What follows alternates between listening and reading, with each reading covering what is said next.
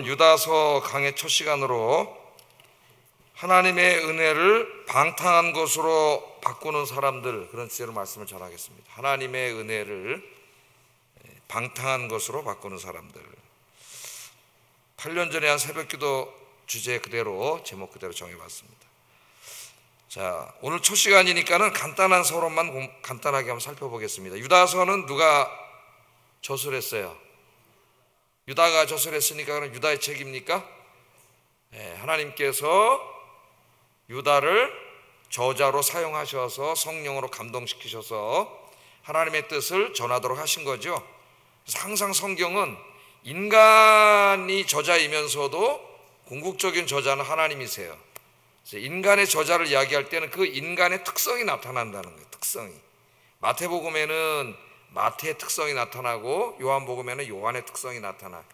하나님이 그 성경 저자들을 택해서 하나님의 진리를 전하게 하실 때에 그 사람들 개인의 어떤 특성, 문체라든가 그 사람들이 구한 자료라든가 이런 걸 전혀 무시하지 않으시고 그것들을 다 활용하게 하시되, 활용해서 그 사람 독특하게 하나님의 진리 말씀 전하게 하시되, 그 사람들이 하나님의 뜻을 잘못 전하지 않도록, 오류를 범하지 않도록 하나님의 지켜주심. 그래서 성령의 영감이라 그래요. 영감.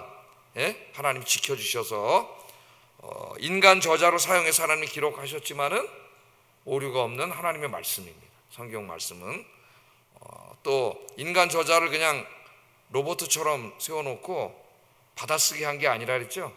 마태야, 네 지금부터 받아 써라. 네 아브라함이 이삭을 낳, 이렇게 하지 않았단 말이에요. 예?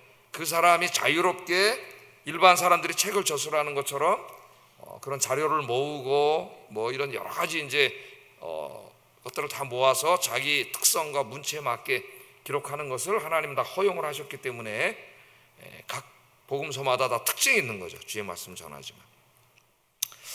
자, 오늘 저자는 이제 유다입니다. 유다. 그런데 유다가 자기를 뭐라고 소개했냐면은 그리스도의 종이요 야고보의 형제라고 소개를 했습니다. 이 유다라고 하는 이름이 굉장히 흔한 이름이에요. 그래서 가능성 있는 것이 주석가들에 한 5명 정도 유다가 나오는데, 그 중에서 제가 진짜 가능성 있게 보는 거는 성경에 나오는 유다 3명이에요. 3명. 첫 번째 이제 그러니까 누구냐면 예수님의 12제자 중에 한 사람인 야고보의 아들 유다입니다. 야고보의 아들 유다. 누가복음 6장 16절하고 사도행전 1장 13절에 제 성경 구절은 안 써왔는데, 여기 보면은 야고보의 아들 유다, 예수님 12제자를 얘기할 때에 야고보의 아들 유다라고 나와요. 그러니까 예수님의 12제자 유다가 있어요. 가룟 유다 말고, 가룟 유다가 썼을 리는 없겠죠. 자, 그 유다가 있고 또 두 번째 유다가 있습니다. 성경에 사도행전 15장 22절, 27절, 32절에 나오는 기독교의 초대교회 예언자인 바사바라 하는 유다. 집에 가서 한번 성경 찾아보세요. 다 바사바라 하는 유다가 또 있어요. 이 사람도 예언자이기 때문에 가능성이 좀 있겠죠. 유다서 자체에는 정확하게는 알지 못하기 때문에 이 사람의 가능성이 있고, 세 번째 유다는 마가복음 6장 3절하고 마태복음 13장 55절에 나오는 예수님의 친동생 유다입니다. 예수님의 동생 유다예요. 자, 그런데 이 세 유다 중에 다 가능성이 있는데 누가 썼는지는 알 수가 없죠. 이 안에서만 봐가지고. 근데 유다가 자기를 소개할 때에 그리스도의 종이라고 했고, 그리스도의 종은 3명 다 해당되니까 이걸로 구분이 안 돼요. 그죠? 그리스도의 종인데, 그 다음에 야고보의 형제라 그랬어요. 야고보의 형제. 그러니까 예수님의 그 형제들 이야기를 한번 보겠습니다. 마가복음 6장 3절 한번 보겠습니다. 마가복음 6장 3절 한번 읽어보겠습니다. 시작. 안 써왔나 내가? 마가복음 6장 3절 찾아보세요. 여기 나오네. 시작. 요셉과 유다와 시몬의 형제가 아니냐, 그 누이들이 우리와 함께 있지 아니하냐 하고 예수를 배척한지라. 예수님이 메시아라니까 무슨 저 사람이 메시아냐, 뭐야 저 사람이 하나님의 아들이냐, 저 아버지 엄마와 형제들 우리가 다 알고 있는데, 동네 사람들이 그러는 거죠. 어렸을 때 봤을 거 아니에요. 저 아버지 엄마 있고 저기 저 형제들이 다 있는데 무슨 하나님이기 무슨 하나님이야, 그런 얘기하는 가운데 예수님 족보가 나오는데, 거기 예수님의 형제 이름이 나오죠.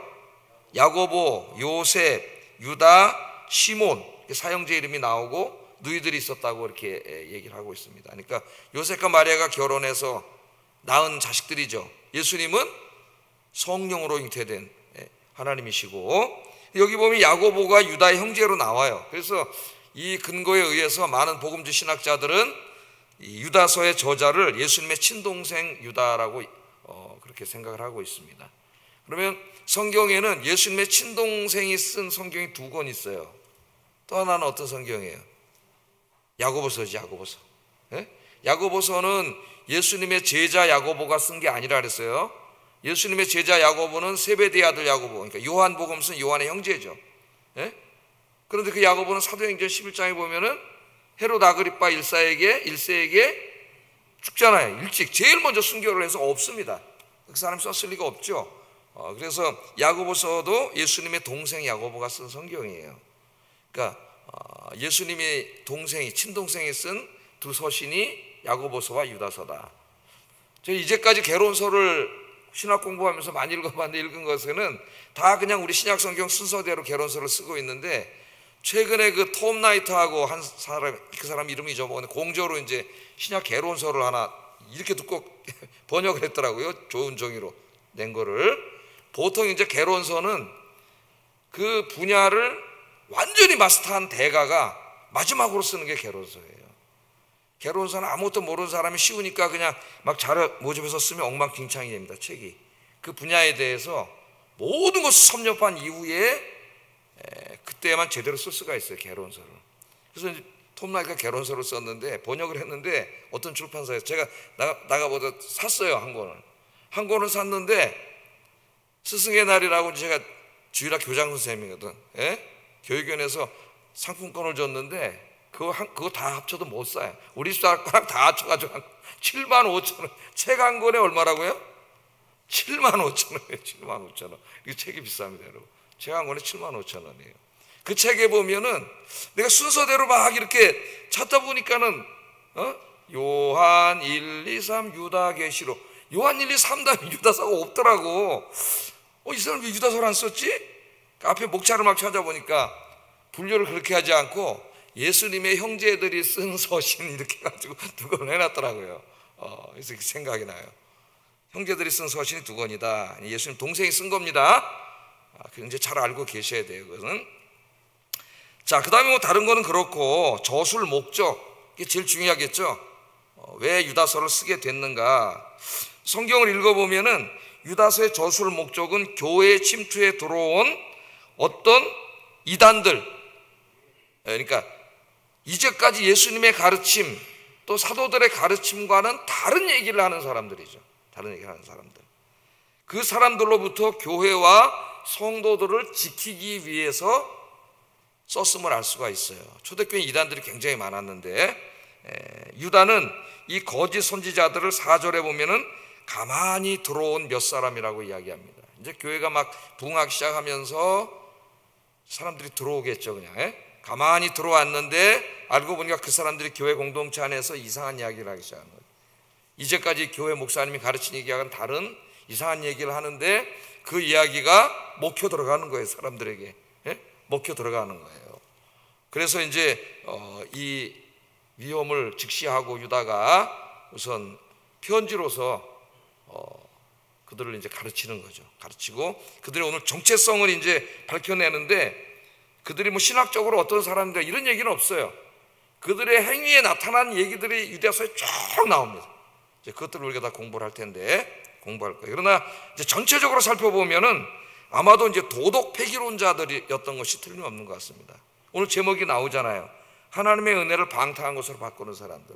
우리가 구원받는 것은 하나님의 은혜로 구원받기 때문에 기독교인에게 도덕과 율법은 필요 없다. 윤리는 필요 없다. 우리는 은혜로 구원받는다. 그렇게 주장을 하면서 은혜로 구원받으니까 도덕적으로는 방탕한 삶을 사는 거예요. 요즘 21세기의 도시 사회의 기독교인들과 마찬가지입니다. 야, 기독교인들도 사람인데 기독교인들 좀 세상을 즐기고 살아야지 맨날 교회만 오냐, 이렇게 주장하면서 세상과 적당히 타협하고 세상에 한 발 내놓고 교회 가서 또 교인으로 살고, 얘기를 들어보면 그런 사람들이 너무 많아요. 그래서 회사나 이런 직장에서 기독교인이라고 안 밝힌다. 안 밝혀. 왜 끝나면 나가서 이제 또 술도 한잔 마시고 뭐 이제 이런데 저런데 가고 그러다 보니까 잘 안 밝혀. 저는 그런 오래전에 그런 성도하고 대화를 나눠봤는데 젊은 청년이었는데 하나님께서 우리에게 자유를 주셨는데 너무 그런 건 아닌 것 같아요, 자기는. 그래서 자기는 이제 주말에 가서 친구들하고 술도 마시고 또 이제 클럽에 가서 좀 춤도 추고 기독교인 자유를 누려야죠. 너무 그렇게 어떻게 삽니까? 그렇게 얘기를 한 청년이 있어가지고 교사였는데 그래서 이제 참 자유가 뭔가를 제가 갈라디아서 5장을 통해서 이제 잘 만났다 그래가지고 이제 그리스도의 자유에 대해서 설명을 하면서 그는 자유가 아니고 방탕입니다. 방종입니다.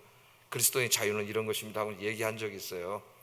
그러니까 이제 막 예수님을 믿고 옛날에 죄에 죄에 막 찌들고 막 그런 죄가 뼛속까지 있던 사람들인데 막 그걸 이제 간신히 그렇게 하면 안 되고 거룩하게 살아야 된다는 교회 가르침을 받고 이제 하나씩 끊어가려고 그러는데 가만히 들어온 사람들이 보니까 성경 지식도 좀 있는 것 같아 이런 얘기를 하니까 이게 얼마나 쏙 들어오겠어요.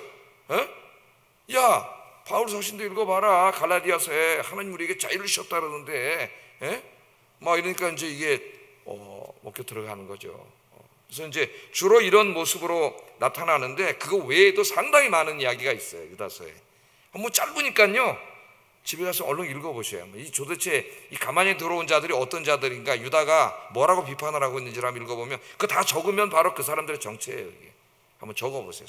스스로 공부를 할 수가 있습니다.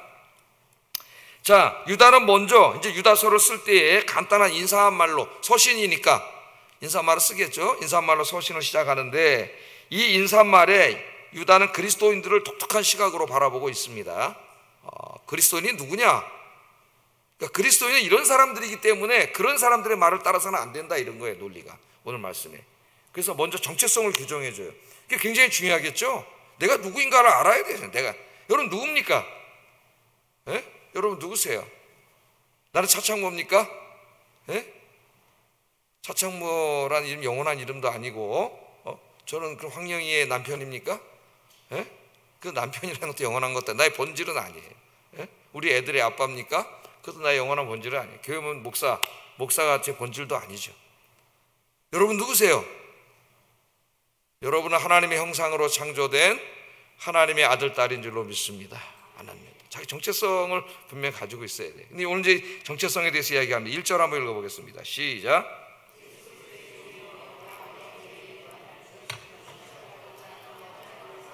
사랑을 얻고 예수 그리스도를 위하여 지키심을 받은 자들에게 편지하노라.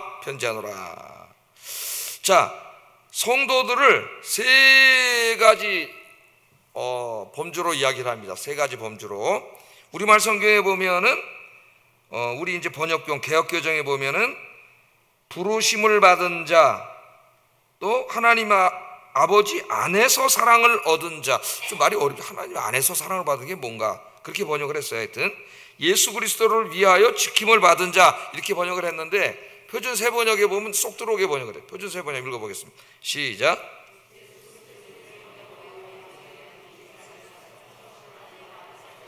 하나님 아버지께서 사랑하시고 예수 그리스도께서 지켜주시는 이들에게, 확실하게 그죠?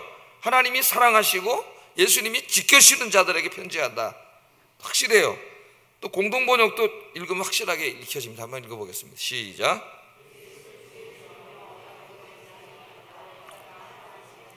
부르심을 받은 여러분에게 편지를 씁니다.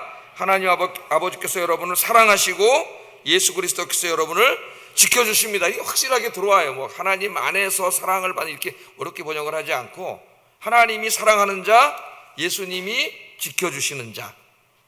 이게 총 세 가지예요. 첫째는 하나님께서 부르신 자들이다. 너희는. 자, 오늘 여러분들이 나와서 수예배 드리는데 여러분들은 누구세요? 하나님이 부르신 자들이에요. 하나님의 부르심, 신학에서는 소명이라 합니다. 소명. 하나님의 부르심이죠. 내가 하나님을 부르고 간 게 아니에요. 내가 하나님을 찾아간 게 아니라 하나님이 우리를 먼저 부르신 거예요. 그러니까 우리가 구원받은 것은 하나님의 부르심에 의해서 이루어진 겁니다. 그러니까 우리는 여기서 뭐라 그래요? 우리가 흔히 듣는 말이 구원은 전적인 하나님의 은혜입니다. 하나님의 은혜입니다. 그러잖아요. 제가 소명 가르칠 때 항상 가르칩니다. 소명에서 제일 중요한 것은 구원론적 의미, 하나님 우리를 부르셔서 우리를 구원해 주심. 이 수많은 사람들 중에서 나를 불러주셨다는 거 큰 은혜죠. 정말 신비하고, 나 같은 죄인을 내가 뭐 다른 사람보다 도덕적으로 선하게 살지도 않고 잘난 것도 없고, 그런데도 하나님 나를 불러주심. 여러분 오늘 수요 예배에 와서 예배 드리는 이것이 하나님의 은혜예요. 하나님 불러주신 거예요. 제일 중요한 의미는 구원론적인 의미고, 두 번째는 하나님 우리를 부르실 때는 목적이 있다 그랬죠. 무엇을 위한 부르심이에요. 소명은 항상 무엇을 위한 부르심. 우리를 부르셔서 이 세상을 구원하고 하나님 나라를 만들어 가는데 사용하시려고 부르셨어요. 이걸 잊어먹기 때문에 첫 번째 거는 다 알아요. 구원해 주셔서 감사합니다. 이건 다 알아 사람들이. 그런데 거기에 또 하나의 이 소명의 무엇을 위한 부르심을 알지 못하기 때문에 헌신하지 못하는 거예요. 주님께서 십자가에 죽으시고 구원하셔서 나를 부르신 것이, 첫째는 나를 구원하시기 위해서 부르셨지만 두 번째는 나를 통하여 하나님의 뜻을 이루기 위해서 부르신 거. 우리는 하나님의 손과 발이 돼서 이 세상을 구원하고 하나님 나라 세우는 일에 사용되는 일꾼이 돼야 됩니다. 종이 돼야 돼요. 하나님의 종. 그게 우리를 부르신 목적이에요. 그러니까 구원받은 것만 감사하고 봉사하지 않으면, 주의를 안 하면 그 사람은 하나님의 부르심의 일을 다 감당하지 않는 거예요.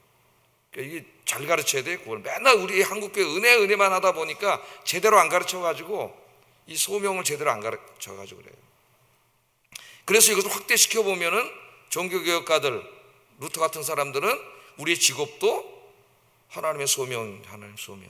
단지 내가 밥 먹고 살기 위해서 부른 게 아니고 하나님이 그리로 부르셔서 그 일을 통하여 무엇을 위한 부르심이잖아. 먹고 살기도 하지만 하나님의 뜻을 이루기 위해서 나를 부르셨음. 그렇게 이해한다면은 내 직장 생활하는 게 얼마나 이게 여기 의미가 있겠어요. 단지 그냥 막 목구멍이 포도청이라 그냥 먹고 살기 위해서 일하는 게 아니라 소명의식이 생기는 거죠. 소명의식. 최근에는 이제 미로솔프 볼프라고 하는 예일대학 조직신학 교수가, 제가 훌로에 있을 때는 훌로 교수였는데 제가 한 과목을 공부한 적이 있습니다. 세계적인 학자들, 지금 최고 가는 세계적인 학자인데, 하여튼 그런 면에서 제가 좀 운이 좋았던 것 같아요. 예일로 가기 전에 제가 거기 있을 때 공부를 해가지고 한 클래스를 들은 적이 있습니다. 그분이 이제 쓴 박사 논문에 보면은, 그분은 이제 이 직업을 소명으로 이해하지, 현대 사회에서는 직업이 바뀌잖아요.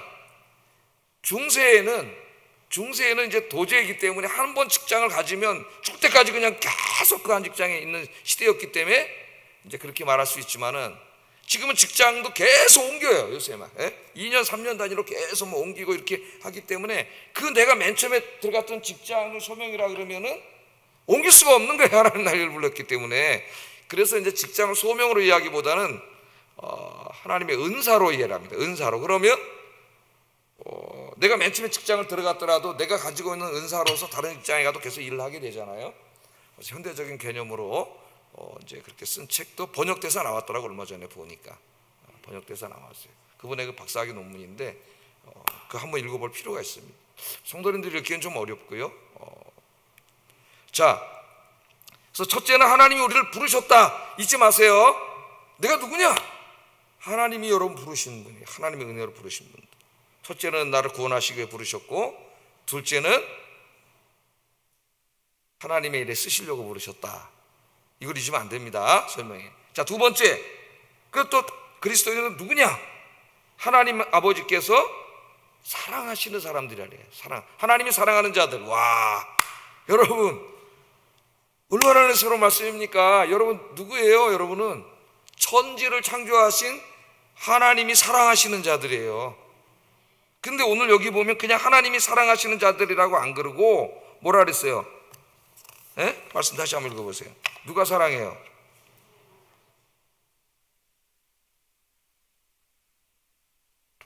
하나님 아버지가 사랑하는 자들 했잖아요. 아버지. 그냥 하나님이 사랑하는 자들 그러면 그냥 하나님은 우리가 믿는 저 멀리 계신 하나님이라는 이런 생각이 들잖아요. 근데 그 하나님이 누구의 아버지라를 붙여. 아버지. 우리 신앙 고백할 때도 전능하사 천지를 만드신 하나님이 나의 아버지임을 믿습니다. 이렇게 신앙 고백을 하잖아요. 주일마다. 그러니까 하나님 우리를 사랑하시는데 하나님이 누구시에요? 우리의 아빠이죠. 아빠 아버지죠. 아빠 아버지, 아버지로서. 근데 하나님의 자식이죠. 자식으로서 사랑하는 거예요. 그래서 예수님이 이렇게 요한복음 1장 12절에 영접하는 자 곧 그 이름을 믿는 자들에게는 하나님의 자녀가 되는 권세를 주셨다. 우리가 예수님을 영접하고 구원받을 때 우리가 누가 돼요? 하나님의 호적에 입적이 돼가지고 하나님의 친자식이 되기 때문에 하나님의 나라를 상속받을 자가 되는 거예요. 바울서신 읽어보면 상속자. 이제 기대하세요, 여러분. 예? 우리 부자이신 하나님의 상속자가 됐습니다. 그래서 기도할 때에도 하나님 어떻게 불러요? 마태복음 6장 9절. 그러므로 너희는 이렇게 기도하라. 하늘에 계신 우리 아버지. 여러분 기도할 때 뭐라고 부르세요, 하나님을? 예? 유대인들은 어떻게 기도했어요?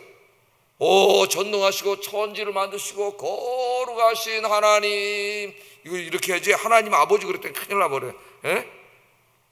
예수님의 제자들이 하나님 아버지라 그랬다 신성 모독이라고 때려 죽이려고 그랬잖아요. 돌멩이 들어서. 하나님은 저 초월적인 존재로만 생각을 했는데 맞아요. 하나님은 초월적인 존재입니다. 이 우주를 창조하신. 그런데 저 초월에만 계신 하나님이 아니라 우리를 너무 사랑하셔서 우리 가운데 임재해 계시기도 하는 하나님. 우리 아버지예요. 아버지, 아빠 하나님. 그래서 사도 바울도 로마서 8장 15절에 너희는 다시 무서워하는 종의 영을 받지 아니하고 양자의 영을 받았으므로 우리가 하나님 뭐라고 불러요? 아빠, 아버지. 아빠, 아버지 그렇게 부른다. 갈라디아 4장 6절 한번 읽어보겠습니다. 시작.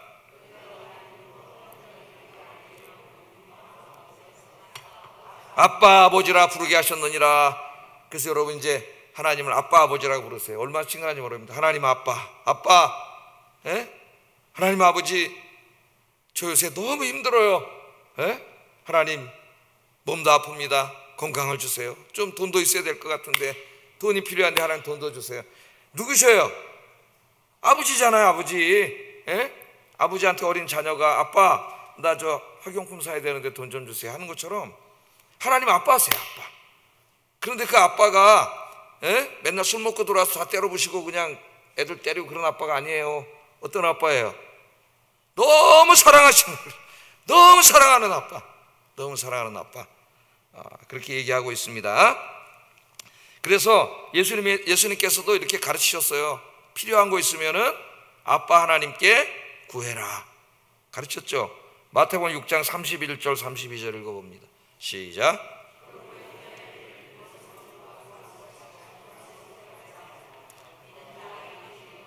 너희 하늘 아버지께서 이 모든 것이 너희에게 있어야 할 줄을 아시느니라. 그러니까 뭘 염려하고 걱정하고 그러지 말고 하나님 없는 사람처럼 아빠 없으면 어떻게 어린애기가 자기가 걱정을 해야 되잖아요. 근데 아빠가 있는데 뭘 자기가 걱정할 게 뭐 있어. 어린애가 아빠가 다 해주는데 아빠 하나님께 구하면 되는 것이죠. 그래서 뭘 먹을까 입을까 이런 거 염려하지 마. 그런 것들은 아빠가 없는 이방인들이 다 하는지. 어떻게 하면 돼요? 염려하지 말고 하나님께 구하면 되는 거예요. 아빠 하나님께. 하나님은 아빠이시기 때문에 이런 것들이 필요하다는 것을 이미 하나님은 다 아시느니라. 믿습니까? 여러분 고아가 아니에요. 하나님이 다 아셔요. 다 아셔요. 그러니까 모든 문제는 기도하세요. 저도 어디가 아프면 거기 손잡고 기도. 아이고 하나님 아픈데 낫게 해주세요. 설교에 좀 집중할 수 있게. 기도하면은 우리 아빠 하나님이 다 고쳐주셔요. 치료해 주시고. 또 마태복음 7장 9절 11절 한번 읽어보겠습니다. 시작.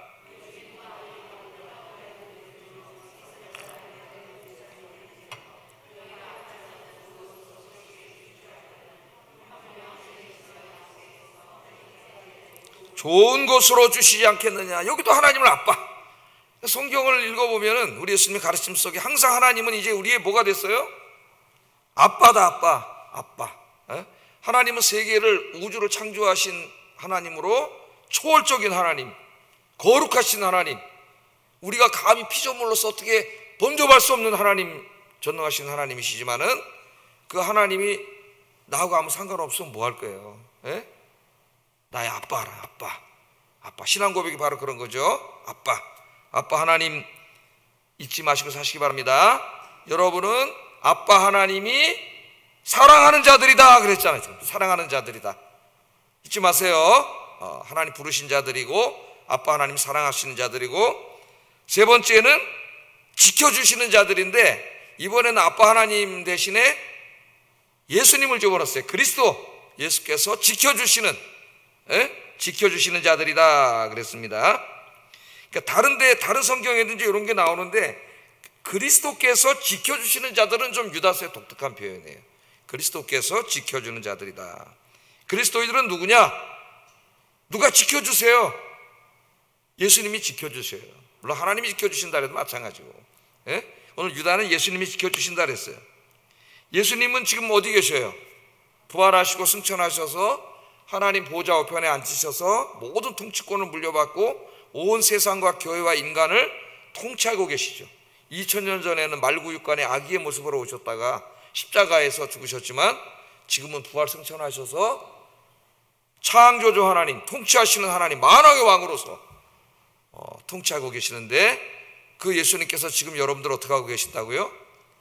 지켜주고 계세요. 지켜주고 계세요. 여러분 어디에 가든지 지켜주고 계신데, 언제까지 지켜주신다 그랬어요? 세상 끝날까지 지켜주신다 그랬죠. 세상 끝날까지. 자, 우리 예수님은 로마서 8장 34절에 의하면 또 우리를 위해서 지금도 하나님, 성부 하나님께 중보기도하는 모습으로 나옵니다. 한번 읽어보겠습니다. 시작.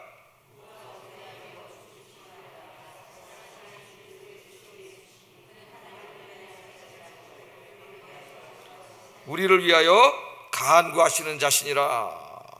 그래서 중보기도라는 말이 나온 거예요. 그래서 어떤 사람은 중보기도는 예수님만 하는 거다 그래가지고 또 바리새인처럼 말장난하려고 말싸움하려는 사람이 있는데, 우리는 일반적으로 예수님의 중보기도만이 아니라 우리가 나 아닌 다른 사람들을 위해서 기도하는 것을 중보한다 그러잖아요. 중보기도한다고 그런 의미로 쓰는 거지. 그 무슨 바리새인처럼 말꼬리 잡아가지고 그런 사람들이 있어요.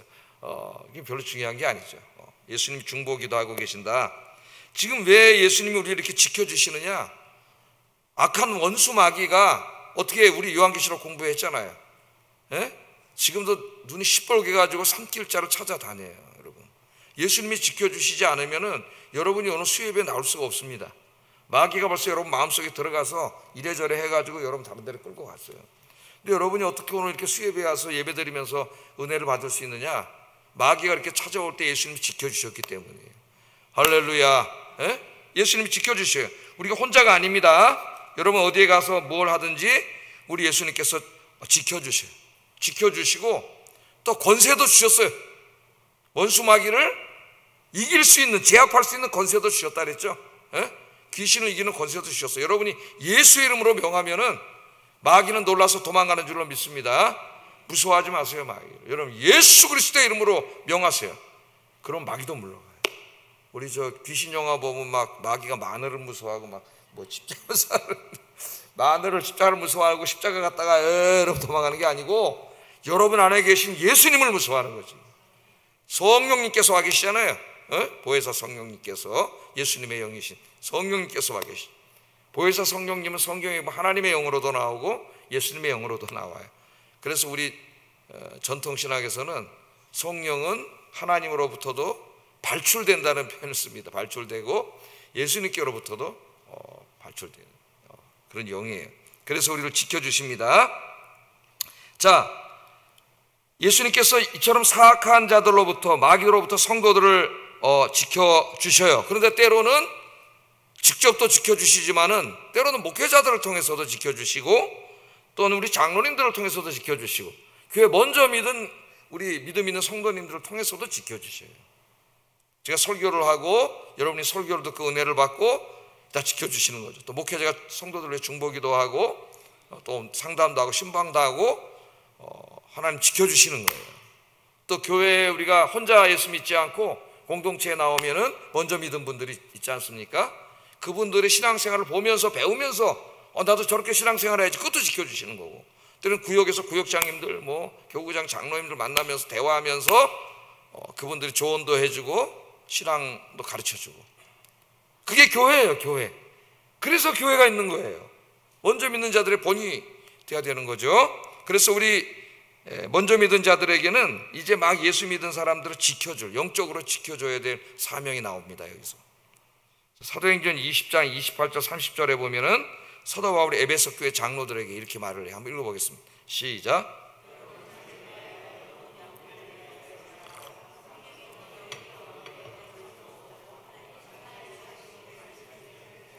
내가 떠난 후에 사나운 이리가 여러분에게 들어와서 그 양떼를 아끼지 아니하며 또한 여러분 중에서도 제자들을 끌어 자기를 따르게 하려고 어그러진 말을 하는 사람들이 일어날 줄을 내가 아노라. 이제 교회 안에 이런 지금 여기 가만히 들어온 자들 같은 사람이 들어와서 이제 어린 양들을 미혹하려고 하는데 바로 이 교회 책임자들이, 중직자들이 어떻게 된다고요? 그들을 돌보고 지켜야 된다는 이 사명이, 돌보고 지켜야 된다. 이것을 이야기하고 있습니다. 그래서 우리가 이제 막 예수 믿은 사람들 위해서 기도하고 또 뭐 전화도 해주고 문자도 보내주고 신방도 하고 서로 격려도 하고 또 주일날 교회를 못 나오면 전화도 해주고 이렇게 하는 게 다 어떻게 하는 거예요? 우리가 서로 지켜주는 거죠. 서로 우리 교회가 그런 아름다운 교회가 되기를 주의 이름으로 축복합니다. 세 가지를 얘기했어요. 자, 그리스도는 누구냐? 내가 누군가? 누구예요? 하나님의 부르심을 받은 자예요. 하나님이 사랑하는, 하나님 아버지가 사랑하는 자요, 그리스도께서 지켜주시는 자다. 와, 여러분이 아무것도 아닌 게 아니잖아요. 엄청난 사람이에요. 예? 이처럼 엄청나게 큰 하나님의 사랑과 은혜 가운데 있는 사람이기 때문에 이제 우리가 이렇게 살아야 된다. 이렇게 나가고 있습니다. 항상 자기 정체성이 제일 중요한 거죠. 자, 이제 이렇게 소개를 한 다음에 성도들에게 권면을 하는데 믿음의 도를 위하여 힘써 싸우라 이렇게 얘기를 하고 있어요. 믿음의 도, 믿음의 도는 뭐예요? 복음의 진리죠. 예? 사도들이 가르쳤고 예수님이 가르친 복음의 진리를 위해서 힘써 싸워라, 싸워라 이렇게 합니다. 믿음의 도는 원어 성경에서는 그 믿음이라고 하나요? 그 믿음. 정관사가 붙었어요. 그 믿음, 그러니까 정관사가 붙으면 뭐예요? 정해진 거죠. 단순한 믿음이 아니라 그 믿음, 뭔가를 지적하고 있는 거예요. 그 믿음은 바로 누가 가르친 믿음? 예수님이 가르친 믿음이고 예수님의 제자인 사도가 가르친 믿음이에요. 그 믿음을 위해서 이제는 싸워야 된다. 우리가 왜? 적들이 나타났어요. 그 믿음을 흔들어대는. 싸우라고 얘기합니다. 3절 읽어보겠습니다. 시작.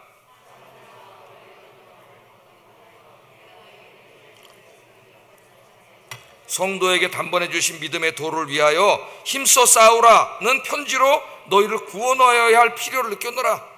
아마 이 교회 지금 이게 이제 일반 서신이잖아요. 내가 고린도에 있는 성도들에게 편지하노라 그러면 고린도에 보낸 고린도 전서가 되지만 우리 또 다른 서신들을 읽어보면은 야고보서도 그렇고 누구에게라고는 어느 지역이란 지역이 안 나와. 지역이 안 나오고 오늘도 보면 뭐가 나와요? 하나님이 부르심을 받은 자, 하나님 아버지가 사랑하는 자, 그리스도께서 지켜주는 자들에게 편지하노니.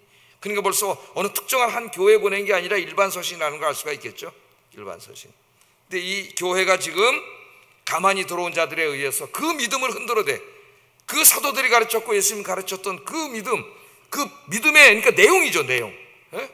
흔들어대는 사람이 있다는 소식을 듣고 깜짝 놀란 거예요, 유다가. 그래서 지금 뭐라 그래요? 예? 너에게 편지하려는 생각이 간절하던 차에 내가 이걸 지금 못 가니까 편지를 통해서라도 이걸 알려야 되겠다. 바로 교육해야 되겠다. 이렇게 하던 차에 지금 이걸 쓸 필요를 느껴서 지금 이걸 쓰게 됐다. 그 마음은 누가 줬을까요? 하나님이 주신 거죠. 그래서 하나님의 이제 영감을 받아가지고 이 성도들을 지켜야 되니까 편지로 이제 쓰게 됐다. 그런 얘기를 하고 있는 겁니다, 지금. 자, 본문에서는 유다는 그 믿음을 믿으라거나 그 믿음을 전하라거나 그 믿음에 따라서 살라거나 이렇게 말하지 않고 그 믿음을 위하여 싸우라고 얘기를 합니다. 싸우라. 예수님께서는 사랑하라고 가르쳤어요. 예? 사랑하라고 가르쳤죠. 원수까지도 용서하고 축복하라고 가르쳤습니다. 오른뺨을 때리면 왼뺨을 대라 그랬어요. 같이 싸우지 말고. 그렇게 가르쳤어요. 그런데 오늘은 싸우라 그래요. 이 사람들하고는 싸우래. 이 사람들이 누구예요? 복음의 진리를 왜곡하는 자들입니다. 복음의 진리를 왜곡하고 예수님이 가르친 그 진리와 다른 이야기를 해서 성도들을 미혹하는 이 자들과는 싸우라. 싸워야 돼요. 마귀는 타협의 대상이 아니에요. 싸워라. 그렇게 얘기를 했습니다. 자, 우리가 다른 사람들은 사랑해야 되고 화해해야 됩니다. 용서해야 되고, 그러나 복음의 진리를 왜곡해서 그 교회를 흔드는 자들, 이런 가만히 들어온 자들과는 싸워야 돼. 싸우라 그랬어요. 그걸 방관하면 안 됩니다. 그럼 교회가 다 무너져 버려요. 금방 무너지잖아요. 예? 싸워야 돼. 그런데 이거는 물리적으로 싸우는 것이 아니라, 에이, 이것들이 감히 우리 교회 와가지고 어디 본때를 보여줘야겠다 가서 그냥 머리 싸우라는 게 아니죠. 예? 그럼 마귀가 원하는 게 되는 거잖아요. 네? 그런 게 아니고 영적으로 싸우라는 거예요. 영적으로 싸우고, 기도하면서 싸우고, 또 바른 신학을 세움으로써 싸우고, 거짓을 가르치니까 바른 신학을 세우고, 거짓된 복음을 드러냄으로써 싸우고, 바른 복음을 가르치고 전파함으로써 싸우라, 힘쓰라 그 말이죠. 다른 말로 하면 힘써야 된다. 방관해 두면 안 된다. 그렇게 얘기하고 있습니다. 그래서 이 가만히 들어와서 교회를 무너뜨리는 사람들이 교회에 발을 붙이지도 못하게. 요한계시록에 보면 그런 교회가 어느 교회예요? 에베소 교회잖아요. 에베소 교회 성도들은 너무 똑똑하고 그 하나님의 진리의 말씀에 밝아서 그 니골라당 이단들이 들어왔다가 쫓겨났어요. 성도들에 의해서 쫓겨났어요. 성도들이 너무 똑똑하기 때문에. 하나님 말씀. 에베소 교회는 바울이 한 3년 동안 가르쳤고 사도 요한이 평생 가르쳤던 진짜 목회자들이 쟁쟁하던 교회입니다. 쫓아냈죠. 우리 아영교회가 그런 교회인 줄로 믿습니다. 자, 이 사람들은 누구냐? 이제 이 사람들의 그 거짓 복음을 전하는 이 사람들의 특성을 얘기합니다. 4절 한번 마지막으로 읽어보겠습니다. 시작. 그들은 옛적부터 이 판결을 받기로 미리 기록된 자니 경건하지 아니하여 우리 하나님의 은혜를 도리어 방탕한 것으로 바꾸고 홀로 하나이신 주제 곧 우리 주 예수 그리스도를 부인하고 있다. 그리고 이제 그 예시를 이제 밑에 계속 합니다. 이제 앞으로 자세히 공부해 볼 거예요. 그러니까 지금 여기 크게 두 가지를 얘기하는데, 첫째는 하나님의 은혜를 방탕한 것으로 바꾸는 자들이에요. 하나님의 은혜를. 또 하나는 그렇게 함으로써 예수 그리스도는 그렇게 가르친 적이 없거든요. 예수 그리스도를 부인해 버리는 거예요. 이 두 가지를 이야기하고 있습니다. 그러니까 하나님의 은혜를 값싼 은혜로 만들어 버린 자들, 그렇게 얘기하고 있어요. 자, 예수님께서 뭐라 가르쳤어요? 구원은 전적인, 아까도 하나님의 부르심으로 받았죠. 전적인 하나님의 은혜입니다. 내가 뭘 해서 받은 게 아니에요. 그러나 그 구원받은 제자들에게 가르칠 때에는 어떻게 가르쳤어요? 세상의 빛과 소금이 되라고 가르쳤고, 너의 착한 행실을 통해서 하나님께 영광을 돌리라고 가르쳤어요. 그러니까 예수님의 가르침 속에서 믿음과 행위는 나뉘어지지 않습니다. 그거는 같은 거예요. 동전의 양면이에요. 믿음은 좋은데 행위가 없다. 믿음은 너무 믿음 생활은 잘하는데 도덕률이 떨어진다. 이거는 거짓말이에요.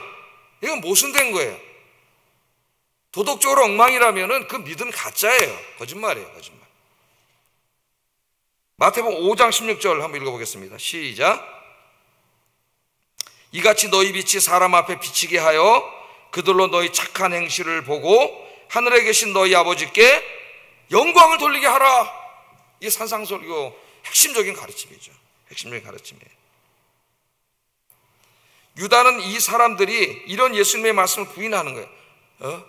은혜로 구원받았으니까 그렇게까지 뭐 우리가 구약시대도 아닌데 율법에 있는 그 도덕적인 명령들, 그걸 우리가 어떻게 다 지키고 사냐? 율법은 배제됐어. 우리 은혜로 구원받은 사람들이야 자유를 줬어 하나님이. 그러니까 교회 주일날 가서 예배 드리면 되고 나머지는 세상 사람들하고 경쟁을 해야 되는데, 적당히 가서 그들이 모이면 그들은 모여서 술도 먹고 뭐 춤도 추고 이렇게 하면서 교제도 하고 그러는데 거기 안 하면은 다 낙오되지 않느냐? 그런 가르침은 잘못된 거야. 그렇게 하면 어떻게 이 세상에 살아? 그럼 세상 바깥에 나가야지. 그러니까 예수 믿고 예배 잘 드렸으면은 나가서 그냥 먹고 살기 위해서 또 즐기기 위해서 다 살아도 된다. 이렇게 가르친 거예요. 이렇게. 그러니까 이게 얼마나 영향이 있겠습니까? 우리 인간의 타락한 육신 속에 뼛속까지 죄인인데 우리가 그렇게 얘기한 거죠. 자, 유다는 이 사람들이 죄악으로 육체를 더럽히고 권위를 없이 여기고 비방한다고 8절에 얘기합니다. 그러한데 꿈꾸는 이 사람들도 그와 같이 육체를 어떻게 해요? 더럽히고 권위를 없이 여기며 영광을 비방하는도다. 권위를 없인 여긴다는 이제 교회에서 정상적으로 가르치는 목사들의 가르침을 이제 비방하는 거죠. 육신을 더럽히고 음행을 행하고 막 그런 자들이에요. 예? 또 교회 안에서는 어떤 일이 아니면 원망, 불만 이런 것들 막 토로하고 정욕대로 행하고 자랑하고 이익을 위하여 행동한다고 얘기해. 16절 이제 앞으로 자세히 볼 거지만은 미리 한번 보겠습니다. 16절도 한번 읽어보겠습니다. 시작. 그 정욕대로 행하는 자라 그 입으로 자랑하는 말을 하며 이익을 위하여 아첨하느니라. 불평 불만을 늘어놓고 이제 막 권위를 없이 여기고, 이거 어떻게 되겠어요? 사람들이 거기 동조하면은 뭐 우리가 경험하지만 현대교회에서도 금방 교회가 무너져 버리죠. 교회가 이제 이렇게 하나님의 교회를 다 무너뜨리려고 하는 자들이에요. 하나님, 이 유다는 그들에게는 하나님의 심판이 있을 것이라고 엄중하게 경고하면서 사탄을 심판하시고 광야에서 이스라엘 백성들을 심판하시고 소돔과 고모라를 심판하신 하나님께서 똑같이 그들도 심판하실 것이라고 강력하게 경고하고 있습니다. 그런 일을 하는 사람들 뿐만 아니라 그런 사람들을 동조하고 따라다니는 사람도 마찬가지예요. 그렇게 얘기하고 있어요. 지금 한국 교회 안에서 칭의론이 활발하게 논쟁이 이루어지고 있습니다. 칭의론, 구원은 전적인 하나님의 은혜로 받지만은 그 믿음은 삶을 배제하지 않아요. 믿음은 나눠지지 않아요. 성경에서 믿음과 행위는 나눠지지 않아요. 왜 우리 개혁신학 안에 지금 믿음과 행위가 자꾸 나뉘어지게 가르쳐지냐 하면은 이 종교개혁가 중에 마르틴 루터라고 하는 사람이 굉장히 훌륭한 개혁가지만은 이 사람이 이제 원래 카톨릭 신부잖아요. 이 사람이. 예? 신부인데 정말 이제 카톨릭은 공로주의 구원론을 가르치고 또 자기의 죄를 진짜 생각나지 않은 죄까지 다 철저하게 고해성사를 해서 하지 않으면 용서받지 않는다고, 못 받는다 그래가지고 심지어는 회개를 하다 마르틴 루터가 내가 어렸을 때 혹시 어머니 젖을 먹다 깨밀은 적은 없나, 그것까지 회개를 다 했어요. 어느 날 친구가 낙내 맞아 죽는 걸 보고 두려움에 떨어가지고 위텐베르그 성당 계단을 무릎으로 올라가면서 회개 기도를 해요. 생각나지 않은 죄가 있을까봐 계속 기도를 해요. 예? 그러니까 어떻게 보면 굉장히 양심적인 사람이에요. 난 그 자세가 나쁘지는 않다고 생각해요. 그러나 이제 구원론이 잘못됐어. 그러다가 이제 루터가 신학자니까 신학을 공부하다 이제 로마서 갈라디아서를 공부하다 중요한 걸 깨닫게 돼. 이 구원이 우리의 이런 행위로 받는 게 아니구나. 이 구원은 전적인 주님의 은혜로 받는구나. 이걸 깨닫게 된 거고, 이 깨달음이 이제 종교개혁의 시작이 된 거예요. 말씀대로 믿어야 되잖아요. 말씀대로 시작이 돼. 그러다 보니까 이 루터가 자꾸 뭘 나누냐면 행위로 구원받는 게 아니라 믿음으로 구원받는다, 이렇게 이제 자꾸 이런 얘기를 하는 거죠. 카톨릭의 배경 속에서. 그러다 보니까 어느덧 우리 구원론 속에 믿음과 행위가 자꾸 나뉘어져서 되게 돼. 나뉘어져. 나 바울 서신을 읽으면은 나뉘지 않아요. 유대 사회에 그런 거 없어요. 그 사람이 진실로 경건한 사람이라면 그 사람 삶에는 반드시 도덕적인 삶이 나타나야지, 도덕적으로 엉망으로 사는데 나는 믿음은 좋아, 그건 말도 되지 않는 소리예요. 그건 성경에 그런 게 없어요. 그래서 이제 최근에 신학을 바로잡는 운동들이 칭의론에서 이제 많이 일어나고 있는데, 도덕적인 행동으로 구원받는다는 게 아니라 내가 예수 믿고 구원받으면 내 안에 누가 들어와 계신다 그래요. 오늘 이제 유다서에서도 마지막에 나오는데 성령님 얘기가 나와요. 하나님의 영이신 성령님, 거룩한 성령님이 내 안에 들어오셔서 나를 지배하시는데, 내가 예수 믿은 다음에 여기 나오는 음행과 막 이 교회 공동체를 더럽히고 이런 행동들을 할 수가 없어요. 불가능해요, 그거는. 예? 그러니까 그 사람이 진짜 구원을 받았다면은 그 사람이 구원받은 사람이라고 하는 것이 삶을 통해서 나타나야 돼. 그게 이제 그 유명한 톰 나이트 칭의론의 핵심입니다. 우리가 의롭다 하면 칭함을 받고 구원받는 것은 종말의 하나님의 심판대 앞에서 결론이 나는 거예요. 이루어지는 거예요. 그러나 그 종말의 하나님의 백보자 심판을 받을 때 거기서 이제 의롭다 칭함을 받으려면 어떻게 해야 돼요? 언제 결정돼요, 그건? 거기서 결정을 하지만 우리가 태어나서 사는 이 동안에 결정이 되는 거예요. 예? 그 중요한 결정이 뭐냐면은 성경에 가르친 믿음으로 의롭다 되는 거예요. 이신칭의. 예? 그건 대진리죠, 기독교에. 이신칭의.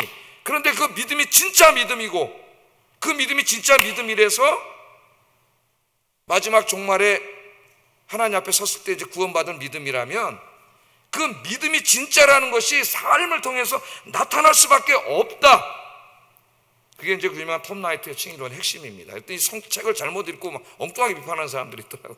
우리나라에 뭐 구원 유보론을 가르쳤다는 등 뭐 잘 이해하지도 못하고 막 떠드는 사람들이 있더라고요. 이게 굉장히 중요한 거죠. 에? 참다운 믿음은 참다운 삶을 동반하게 돼 있어요. 그렇다고 제가 얘기했죠. 그럼 구원받은 사람은 죄를 안 짓고 사냐? 그건 불가능하죠. 우리 죄성이 있고 구원이 이루어지지 않았기 때문에. 그러나 차이가 있다 그랬죠. 에? 우리 성령님 우리 안에 계시기 때문에 우리는 뼛속까지 죄인이에요. 구원받았어도 막 그 뼛속까지 있는 죄가 막 나와. 막 조금만 상황만 나오면 우리 안에서 옛사람이 막 다 나오잖아요. 성령님이 그러지 못하도록 억눌러 주시잖아요. 에? 그럼에도 불구하고 구원이 완성되지 않았기 때문에 죄를 질 수가 있어요. 그때 우리 안에 계신 성령님이 괴로워하시고 잘못을 깨닫게 하시고 그러기 때문에 확 나도 모르게 인간적으로 죄를 졌지만은 구원받은 사람은 어때요? 성령님이 근심하시기 때문에 후회가 되고 회개를 하게 되고 깨닫게 되고 회개하잖아. 앞에 가서 아 내가 오늘 저 사람인데 정말 한번 뭐라 했는데 죄송합니다 용서해야 되는데 기도하고 다시 새 사람이 되고 그게 차이가 있는 거예요. 그게 차이가 하나님의 은혜는 값싼 은혜가 아닙니다. 물론 루터도 그렇게 얘기했어요. 하나님의 은혜는 값싼 은혜가 아니에요. 값싼 은혜가. 오늘 그것을 가르치는데 믿음과 윤리를 자꾸 분리시키는 이게 큰 문제라는 거예요. 그래서 오늘 이 말씀을 정리하면서 여러분들 날 구원해 주신 하나님의 은혜, 날 사랑하시는 은혜, 나를 지켜주시는 은혜 감사하시면서 하나님 말씀대로 거룩한 삶을 살아가시는 여러분 되기를 주의 이름으로 축복합니다. 기도하겠습니다. 기도합니다. 내가 하나님의 부르심을 받은 자요, 사랑을 받은 자요, 보호하심을 받은 자임을 알고 감사하게 하소서. 정말 우리가 감사해야 될 일이에요. 두 번째, 내가 먼저 믿은 자로서 어린 성도들이 거짓 이단에 속지 않도록 기도하며 돌봐주는 사명을 감당하게 하소서. 세 번째, 하나님의 은혜로 구원받은 자로서 구원에 합당한 거룩하고 의로운 삶을 살게 하소서. 오늘 설교한 내용입니다. 실천해야 되겠죠? 기도하겠습니다.